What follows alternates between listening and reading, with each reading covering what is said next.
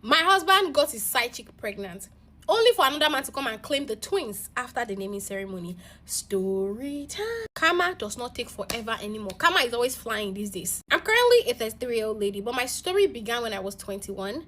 First semester ND2. My parents disapproved of me getting married to my then boyfriend. They forced us to break up. I was heartbroken, but I had to move on. Around that time, I met a man on Facebook who was persistent about being with me. I later found out that it was connected to my workplace through my boss's son, and finally he got a hold of my boss and my mom that gave him my contact, and they just had to make sure the arrangements kind of worked. They told me that he was previously married, but he had no child and his wife had left. I was worried, like, why did this man choose me of all the other girls I could have chosen, but I just ignored.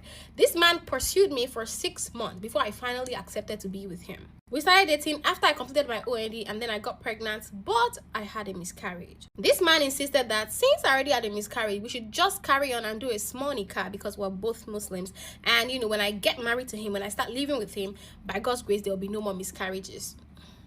We went ahead with it. I got pregnant. 9 months later, I gave birth successfully.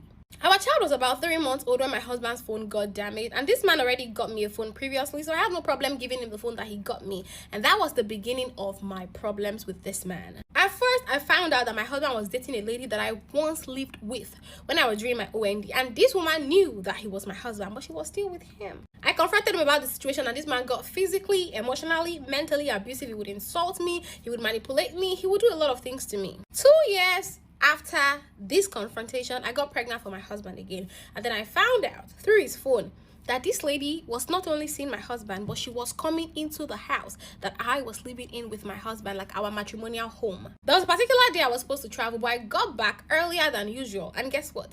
I met this woman in my house. Matters escalated because there was serious confrontation between the both of us, and everything just went crazy. And guess what? My mother-in-law surprisingly sided with this lady and blamed me for what I don't know. Like, this woman was in my house. Now, guess what? Even while I was pregnant, this woman continued coming into my husband's house where I was living.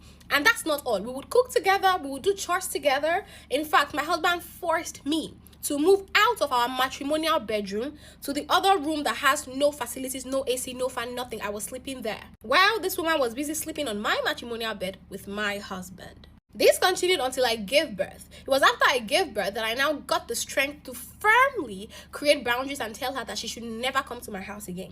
In this whole thing, where is the confrontation with your husband? Because I'm not seeing it. That was not the end of it. I also found out that my husband was involved with another married woman that handled the cooking and the drinks at my child's naming ceremony. Like, this man literally brought danger close to me, and that